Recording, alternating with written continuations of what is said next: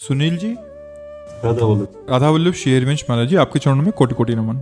महाराज जी, हम श्री जी के प्रति समर्पित हैं, इसका कैसे पता चले? हमारी कहीं ममता नहीं रह जाएगी जब हमारा समर्पण हो जाएगा। कहीं ममता नहीं, सबकी ममता ताग बटोरी, मम पद मन ही बांध बर डोरी। शरणागति का लक्षण है जननी जनक बंधु सुतदारा, तनु धन धाम सुहृद परिवारा।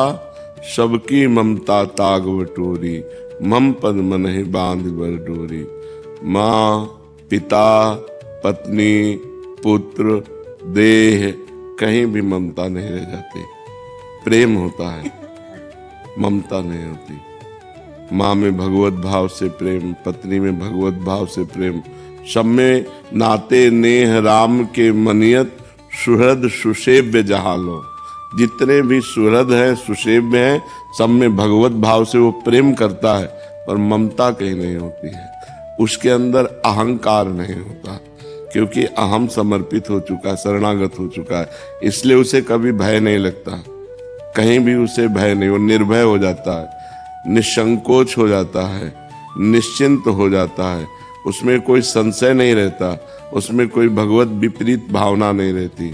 वो बाहर भीतर सब जगह से निर्भय। जैसे बाहरी भय सर्प, बिच्छू, सिंह, दुश्मन, नाना प्रकार के और भी भय, और आंतरिक भय कहीं मैं काम से भ्रष्ट ना हो जाऊं, कहीं ऐसा ना हो जाए, कहीं वैसा ना। आंतरिक भय न बाह्य भय।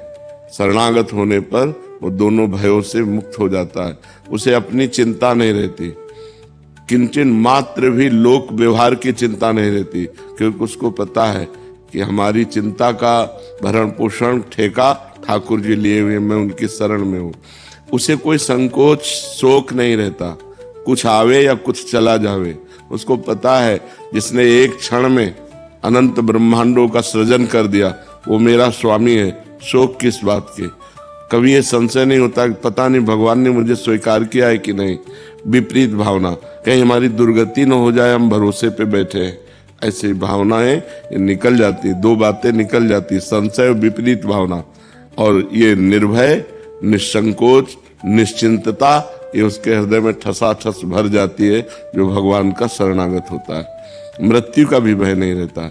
जैसे एक श्रीदाम नाम के भक्त हुए हैं, वो मुगल बादशाह के खजांची थे और बड़े दयालु थे, और भगवान का निरंतर नाम जप करते रहते थे। तो उनसे जैसे कोई कहता मेरी बेटी का ब्याह है, तो बादशाह तो आदेश करेगा नहीं, वो चुपचाप खजाने से दे देते। और ये राजकीय अपराध है। आधा खजाना खाली हो गया।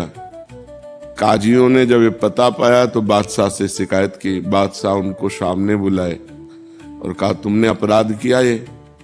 बोले हाँ, अगर प्रजा से ही कर लिया जाता है और अगर उन्हीं को जरूरत पड़ गई तो उनको देने में अगर अपराध मानते तो मैंने अपराध ही किया है।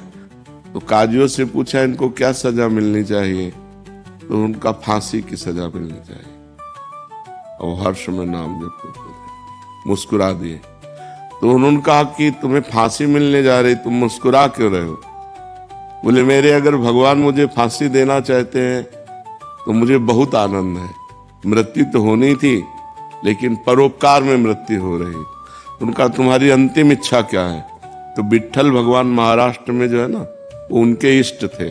उनका एक बार दर्शन करा दीजिए विट्ठल भगवान के। तो सामने गए और कहा आप राजी हो? अगर आप राजी हो तो हम राजी हैं।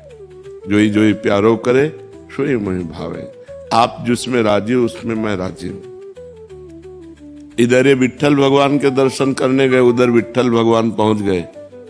14 वर्ष की अवस्था, नव किशोर स्वरूप, और एक पीतांबर की झोली में रत्नों का ढेर।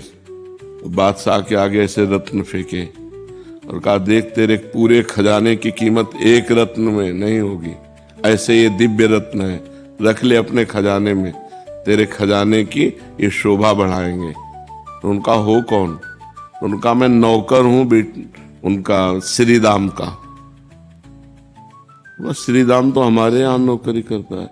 बोले वो मालिक हमारे ऐसे ही हैं, हमारी बात समझ नहीं रहे, मैं उनका नौकर हूं, और तेरे पास संपत्ति क्या है?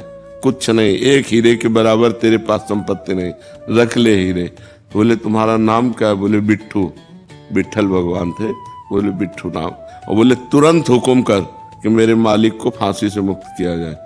तुरंत घोड़े दौड़ाए और वो उधर आदेश देने लगे, इधर भगवान अंतर ध्यान हो। अब वो रूप माधुरी, वो बोलने की कला, और उसका तो हृदय छिन गया था। जब श्री राम को सामने बुलाया तो उनका एक बार अपने नौकर से मिला दो बस। तो उनका हम तो आपके नौकर, हमारा कौन नौकर है?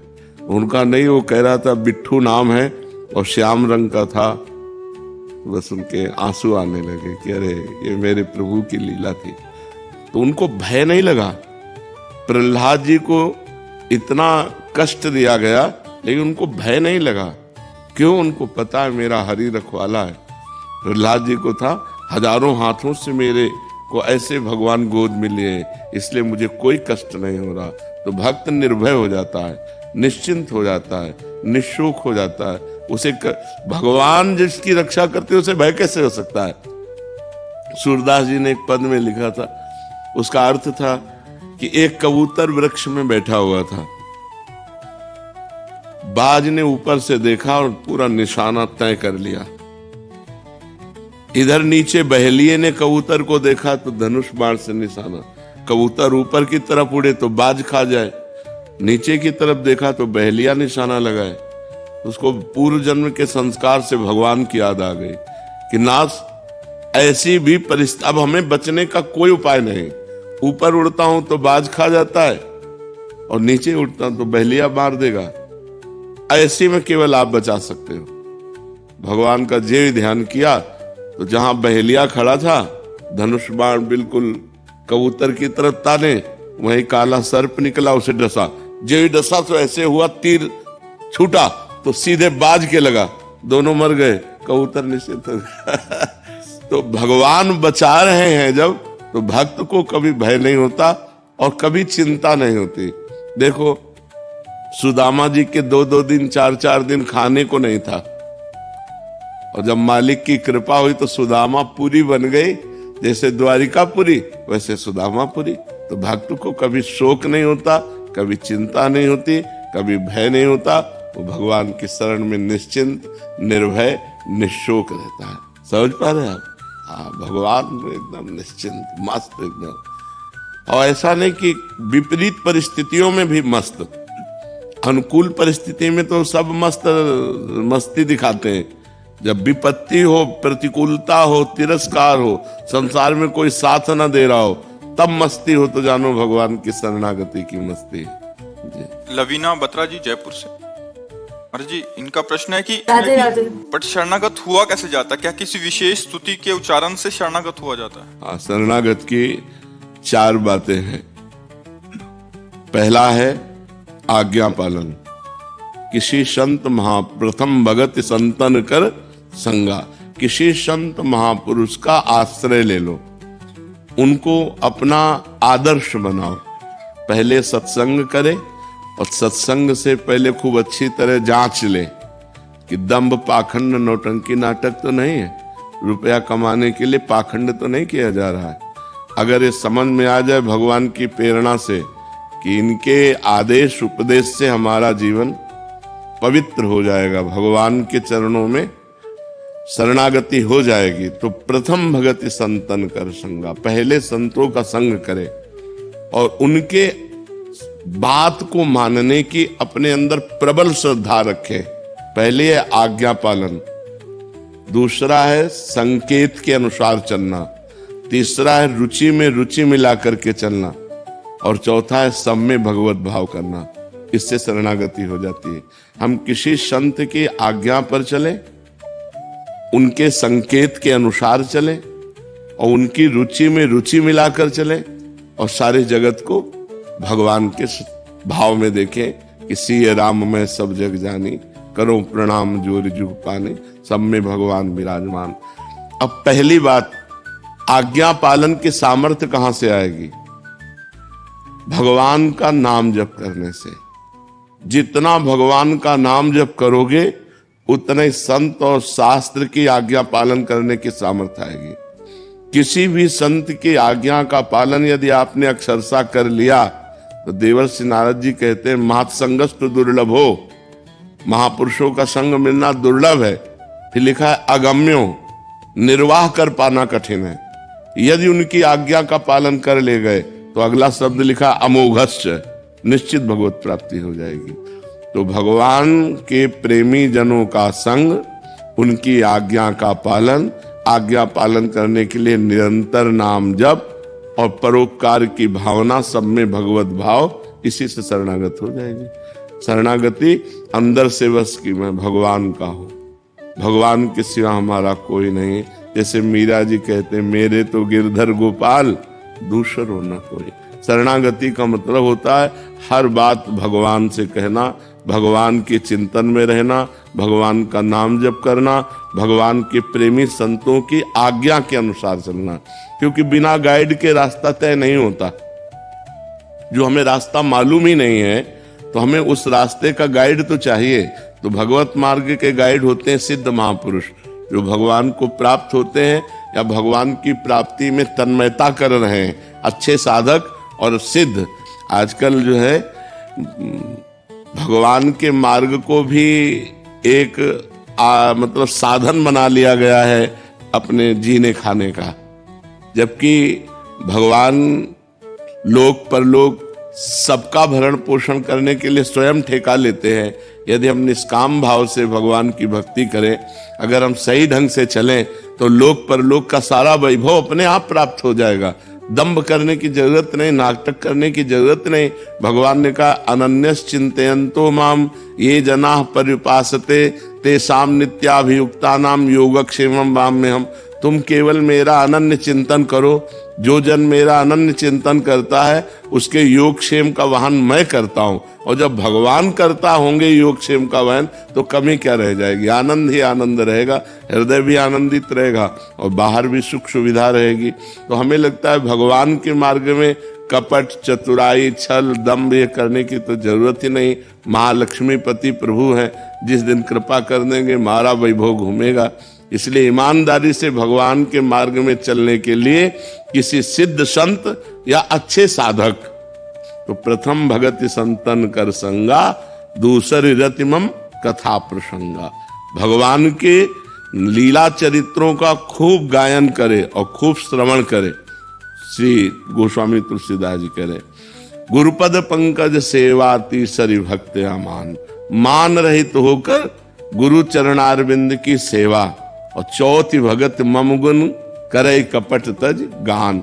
कपट यही, ये भगवान का चरित्र तो गा रहे हैं लेकिन आशा, मान, प्रतिष्ठा, रुपया, पैसा ये सब कपट है। अपना यश चाह रहे, अपनी वासनाओं की पूर्ति चाह रहे और गान कर रहे हैं भगवान के यश को, तो ये कपट हुआ।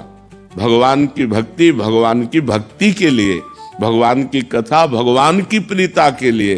तो चौथी भगत मम गुण गन करे कपट तज गान। मंत्र जाप मम दृढ़ विश्वासा, पंचम भगत सुवेद प्रकाशा। पांचवी भक्ति बता रहे हैं कि खूब निरंतर नाम जप, मंत्र जप, विश्वास के साथ किसी से काम हो जाएगा। मंत्र जाप मम दृढ़ विश्वासा, मेरे ऊपर दृढ़ विश्वास और मेरे मंत्र और मेरे नाम का जप। पंचम भगत सुवेद प्र, छठदम शील विरत बहुकर्मा, निरत निरंतर सज्जन धर्मा। जो संत जन आचरण करते हैं उन आचरणों को हम करें, मतलब जो आदेश करते हैं, और शीलवान रहे, सहनशील रहे, तितिक्षु रहे, मान अपमान में, दुख सुख में समान भाव रखे। सातों सब मोहिमय जग देखा, मोते अधिक संत कर लेखा। सातवीं भक्ति है पूरे संसार को भगवत स्वरूप देखना, और भगवान कह रहे मेरे से भी अधिक संतों को मानना, ये सातवें। और आठों जथा लाभ संतोषा, सपने नहीं देखे परदोषा। जैसे भगवान हमको रख रहे हैं उसी में हम संतोष करें और स्वप्न में भी किसी के दोष ना देखें। नवम सरल सब संचल हीना। भगवान कह रहे मोह कपट छल छिद्र न भावा। तो तुम्हारा स्वभाव सरल होना चाहिए, तुम्हारे आचरण पवित्र हो। नवम सरल सब संचल हीना, मम भरोस ही हरस न देना। मेरे ऊपर दृढ़ विश्वास हो और लौकिक वस्तुओं की प्राप्ति में हर्ष न हो और लौकिक वस्तुओं के नष्ट हो जाने में दीनता न हो कि मैं अमुक वस्तु होती तो ठीक है, नहीं।